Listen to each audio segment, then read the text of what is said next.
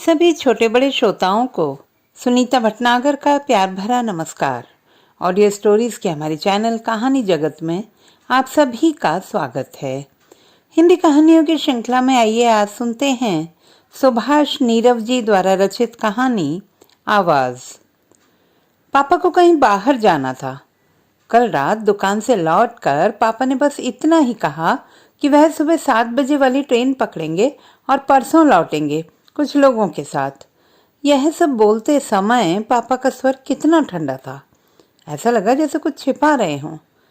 सुबह वह पापा से पहले उठ गई, पापा को जगाया और खुद काम में लग गई। पापा अमूमन 6 साढ़े 6 बजे तक उठ जाया करते हैं। जब तक वह नहा धोकर तैयार होते हैं वह सारा कामकाज निपटा चुकी होती है। पापा 8 बजे तक निकल जाया करते हैं दुकान के लिए। 9 बजे तक वह भी कॉलेज के लिए निकल पड़ती है। पिंकी का स्कूल उसके रास्ते में पड़ता है, इसलिए रोज उसे अपने साथ लाती ले जाती है वह। आज छुट्टी का दिन है। छुट्टी के दिन वह खुद को बहुत अकेला महसूस करती है। अकेलेपन का एहसास ना हो इसलिए वह खुद को घर के हर छोटे बड़े काम में जानबूझकर उलझाए रखती है। पापा के चले जाने के बाद उसने पूरे मन से घर की साफ सफाई की। खिड़की दरवाजों के पर्दे धोकर सूखने के लिए डाल दिए, दीवारों पर की धूल को झाड़ा पोंछा और खिड़कियों के शीशे चमका दिए। और तो और सीलिंग फैन भी साफ कर दिए उसने। सेल्फ में इधर उधर बिखरी हुई पुस्तकें भी करीने से सजा दी हैं। कल कुछ लोग आ रहे हैं पापा के साथ। कुछ लोग, उसके पूरे शरीर में सिहरन सी दौड़ गई यह सोचकर। क्षणांश उसके तन और मन में गुदगुदी सी हुई और दूसरे ही क्षण भय और घबराहट। हृदय की धड़कनें बढ़ गई थी। कैसे वह उन लोगों के सम्मुख जा पाएगी? वे क्या क्या प्रश्न करेंगे उससे? पहला अवसर है ना। वह तो एकदम नर्वस हो जाएगी। मम्मी जीवित होती तो बहुत सहारा मिल जाता। उसकी सहेली सुमन ने ऐसे अवसरों के कितने ही किस्से एकांत में बैठकर सुनाए हैं उसे। उन किस्सों की याद आते ही उसका दिल घबराने लगता है। कैसे अजीब अजीब से प्रश्न पूछते हैं ये लोग। एजुकेशन कहाँ तक ली है, सब्जेक्ट्स क्या क्या थे, ये विषय क्यों लिया, खाना बनाने के अलावा और क्या क्या जानती हो, फिल्में देखती हो, कितनी, कैसी फिल्में अच्छी लगती हैं, वगैरह वगैरह। अच्छा खासा इंटरव्यू। उत्तर हाँ न में नहीं दिया जा सकता, कुछ तो बोलना ही पड़ता है। शायद मंशा यह रहती हो कि लड़की गूंगी तो नहीं है, हकलाती तो नहीं है। लड़की को जानबूझकर इधर उधर बिठाएंगे, उठाएंगे, उसकी चाल परखेंगे, कहीं पांव दबाकर तो नहीं चलती। यानी हर तरह से देखने की कोशिश की जाएगी। कई दिनों से पापा कुछ ज्यादा ही परेशान से नजर आते हैं। कहते तो कुछ नहीं, पर उनकी चुप्पी जैसे बहुत कुछ कह जाती है। सुबह पापा के कमरे में अधजली सिगरेटों का ढेर देखकर वह हैरत में पड़ जाती है। पहले तो पापा इतनी सिगरेट नहीं पीते थे। लगता है पापा रात भर नींद से कश्मकश करते रहते हैं, रात भर जूझते रहते हैं अपने आप से, अपनी अंतरंग परेशानियों से। लेकिन उसे लेकर अभी से इतना परेशान होने की क्या जरूरत है? भीतर ही भीतर घुटते रहने की क्या आवश्यकता है? क्या पापा अपनी चिंता को, अपनी परेशानियों को उससे शेयर नहीं कर सकते? वह जवान होने पर क्या इतनी पराई हो गई है?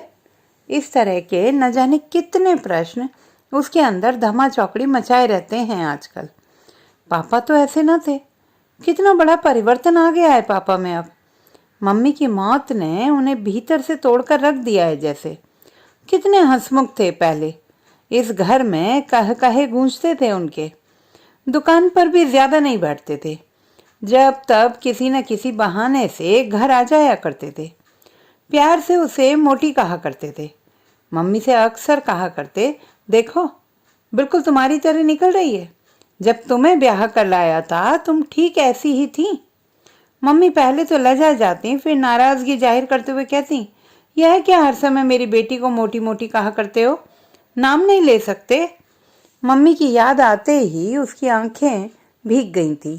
कितना चाहती थी उसे।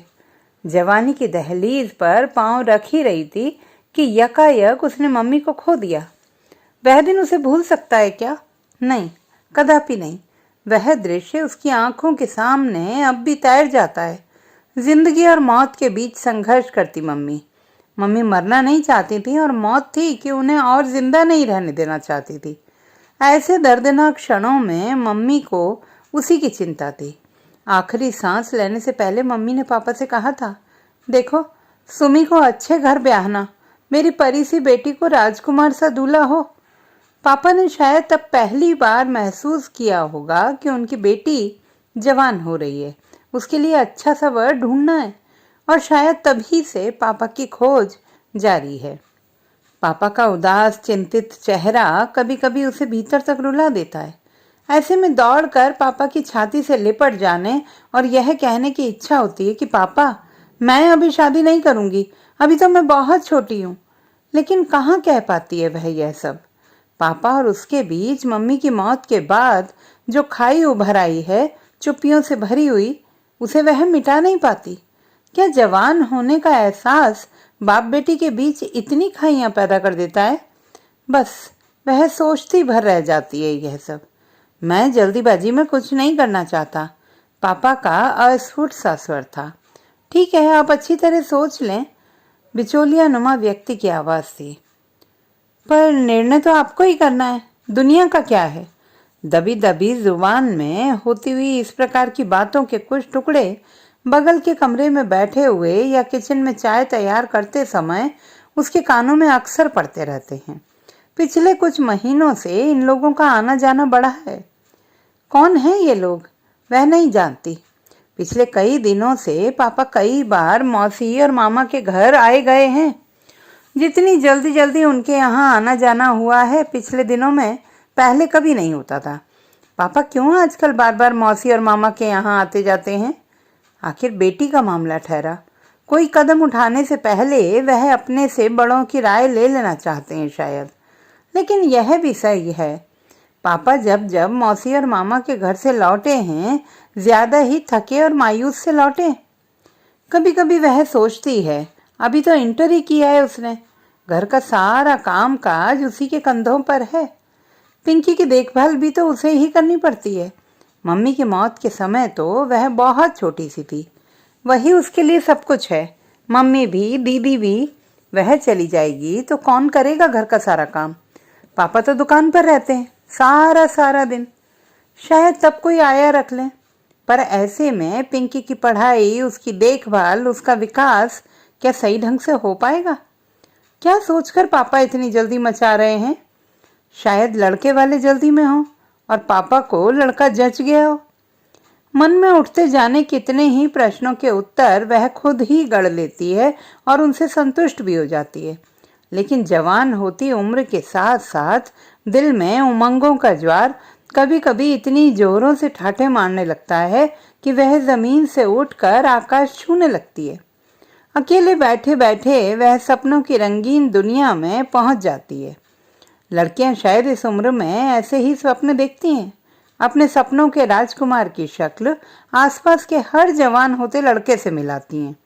उनका हर स्वप्न पहले से ज्यादा हसीन और खूबसूरत होता है। आसपास गली मोहल्ले में कहीं बारात चढ़ेगी तो दौड़कर बारात देखने में आगे रहेंगी, और तो और घोड़ी पर सवार किसी के सपनों के राजकुमार से अपने अपने सपनों के राजकुमार की तुलना करेंगी।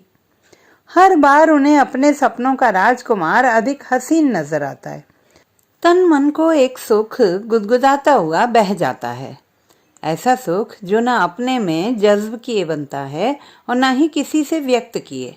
ऐसे में किसी अंतरंग साथी की, मित्र की बेइंतहा जरूरत महसूस होती है। आजकल उसके साथ भी तो ठीक ऐसा ही हो रहा है। जब कभी वह तन्हा होती है, स्वयं को ऐसे ही सपनों से घिरा हुआ पाती है। उसे लगता है वह गली मोहल्लों की औरतों से, अपनी सखियों से घिरी बैठी है, शर्माई सी। हथेलियों पर मेहंदी की ठंडक महसूस हो रही है। ढोलक की आवाज के साथ साथ गीतों के बोल उसके कानों में गूंजते हैं। बनने के सर पे सहरा ऐसे साजे, जैसे सर पे बांधे ताज राजे महाराजे। लाड़ो तेरा बनना लाखों में एक है, काहे सोच करे। और तभी उसे मम्मी की याद आ जाती है। सपनों के महल जादू की तरह गायब हो जाते हैं। उसके इर्द गिर्द गीत गाती, चुहलबाजी करती स्त्रियां नहीं, खामोश दीवारें होती। चुप्पियों से भरा कमरा होता है। सामने, ठीक आंखों के सामने टेबल पे रखा मम्मी का मुस्कुराता चित्र होता है, बेजान। वह उठकर मम्मी का चित्र अपने सीने से लगा लेती है। भीतर ही भीतर कोई रो रहा होता है उसके। मम्मी के बोल फिर एक बारगी हवा में तैरने लगते हैं। सुमी को अच्छे घर में ब्याहना, मेरी परी सी बेटी का राजकुमार सा दूल्हा हो। आज पापा को लौटना है कुछ लोगों के साथ। जाने कब लौटा है। न पिंकी को स्कूल भेजा है, न ही वह खुद कॉलेज गई है। पिंकी को और खुद को तैयार करने में जितना अधिक समय उसने आज लगाया, पहले कभी नहीं लगाया। जितनी देर आईने के सामने बैठी रही, खुद के चेहरे में मम्मी का चेहरा ढूंढती रही। साड़ी में कितनी अच्छी लगती है वह। आज उसने मम्मी की पसंद की साड़ी पहनी है, हल्के पीले रंग की। साड़ी पहनते समय उसे लगा कि जैसे मम्मी उसके आसपास ही खड़ी हों, जैसे कह रही हूँ नजर न लग जाए तुझे किसी की। रह रह कर उसका दिल जोरों से धड़कने लगता है। शाम के 4 बजे हैं। बाहर एक टैक्सी के रुकने की आवाज ने उसके हृदय की धड़कन तेज कर दी है। धक धक धड़कनों की आवाज कानों में साफ सुनाई देती है। पिंकी दौड़कर खोजती हुई सी उसके पास आई और फिर चुपचाप बिना कुछ कहे बोले बैठक में चली गई। उसकी सहमी सहमी आंखों में कौतूहल साफ दिखाई दे रहा था। बगल के कमरे में होने के बावजूद उसने हर क्षण के दृश्य को अपनी आंखों से पकड़ने की कोशिश की। पापा की आवाज उसे स्पष्ट सुनाई देने लगी। कैसे हंस हंस कर बातें कर रहे हैं पापा। पापा की आवाज में अचानक हुए इस परिवर्तन को देखकर वह चौंक गई। बिल्कुल वैसी ही आवाज जैसी मम्मी के रहते हुआ करती थी। उसके चेहरे पर एकाएक खुशी की एक लहर दौड़ गई। कब से तरस रही थी वह पापा की इस आवाज के लिए। पापा ने सहमी सहमी सी खड़ी पिंकी को शायद गोद में उठा लिया है। प्यार से चूमते हुए बोले, ये है हमारी पिंकी बिटिया। अरे बेटे, तुमने किसी को नमस्ते नहीं की। नमस्ते करो बेटा। अच्छा इधर देखो, ये कौन है। ये हैं तुम्हारी नई मम्मी। नई मम्मी। वह स्तब्ध रह गई। सहसा उसे लगा कि वह हवा में उड़ रही थी और अभी अभी किसी ने उसके पर काट दिए हैं। वह जमीन पर आ गिरी है धम से। इसकी तो उसने कल्पना तक न की थी। उसकी समझ में कुछ नहीं आया। धराशायी हुए अपने सपनों पर आंसू बहाए या अपनी नई मम्मी को पाकर खुश हो। एकाएक उसने खुद को संभालने की कोशिश की और अगले क्षणों के लिए स्वयं को तैयार करने लगी, यह सोचकर कि न जाने कब पापा उसे बुला ले नई मम्मी से मिलवाने के लिए। अब उसके कान पापा की आवाज का इंतजार कर रहे थे। तो दोस्तों, ये थी हमारी आज की कहानी। आपको कैसी लगी कमेंट बॉक्स में लिखना ना भूलें। चैनल को सब्सक्राइब करें, लाइक करें और मित्रों के साथ शेयर करें।